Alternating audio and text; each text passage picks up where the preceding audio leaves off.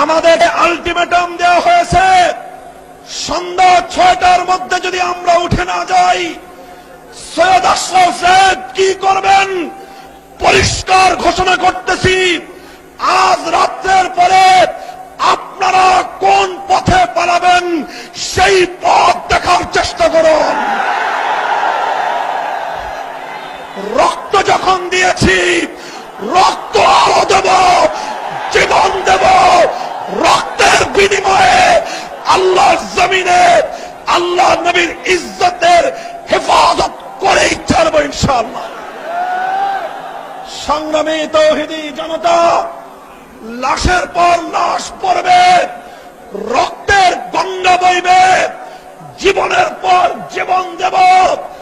তোমাদের কাছে কত বুলেট আছে, তোমাদের সমস্ত বুলেট গুলোকে মোকাবেলা করার জন্য আমাদের বুক রয়েছে। উন্মুক্ত বুকে আমরা তোমাদের বুলেট গুলো পেতে নেব ইনশাআল্লাহ। কথা বলবেন?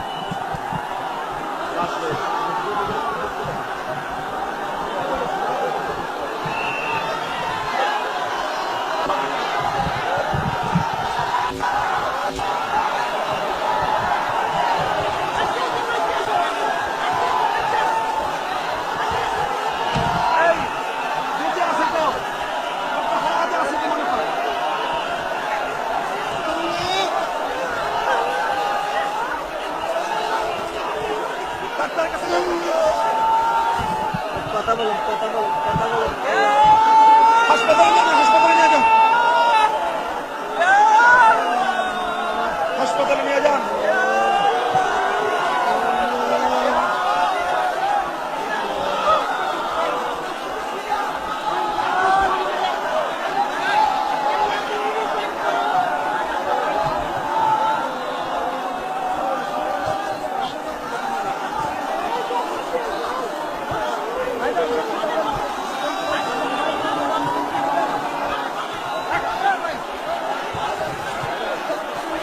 নাহমাদুহু ওয়া নুসাল্লি আলা রাসূলিল কারীম।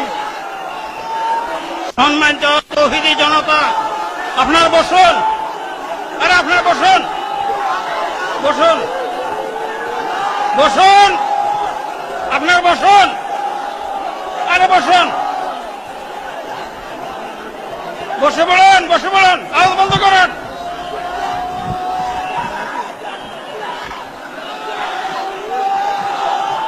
নাহমাদুহু ওয়া নুসাল্লি আলা রাসূলিল কারীম।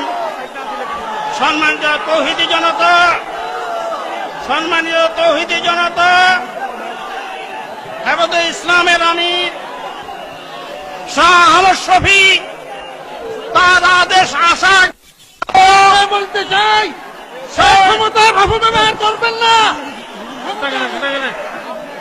শাহ আহমদ শফী সভা আসার আগ পর্যন্ত আপনার শান্তভাবে বসুন, আপনার শান্তভাবে বসুন। আমাদের আমির আসার আগ পর্যন্ত আপনার শান্তভাবে বসুন, শান্তভাবে বসুন। আমাদের আমির আসার আগ পর্যন্ত শান্তিভাবে বসুন, হট্টগোল করবেন না। বসুন, বসে বলুন, বসে বলুন, বসে বলুন। মুআজ্জাজ হাজিরিন, আমাদের ইতিহাস হলো শাহাদাতের ইতিহাস, ইসলামী ইতিহাস, শাহাদাতের ইতিহাস। আমরা অন্যের সামনে মাথা নত করি নাই। আমরা সব সময় হক হক্কানিতার জন্য উলামায়ে কেরাম কুরবানি দিয়েছে, শাহাদাত বরণ করেছে, অন্যের সামনে মাথা নত করে নাই। মুআজ্জাজ হাজিরিন, আপনারা বসে বলুন। আমাদের সম্মানিত আমির, আমাদের সম্মানিত আমিরের পক্ষ থেকে ঘোষণা আসার আগ পর্যন্ত আপনাকে জায়গা থেকে সরবেন না। সব শান্ত হয়ে বসে বলুন, শান্ত হয়ে বসে বলুন। আমাদের ইতিহাস শাহাদাতের ইতিহাস। আমরা অন্যের সামনে মাথা নত করি নাই, অন্যের সামনে মাথা নত করবো না। এটা আমাদের ইমানি আন্দোলন। এই 13 দফা পূরণ হওয়া পর্যন্ত আমরা এই আন্দোলন চালিয়ে যাবো ইনশাল্লাহ। আমিরের ঘোষণা আসা পর্যন্ত আপনার ধৈর্য ধারণ করেন।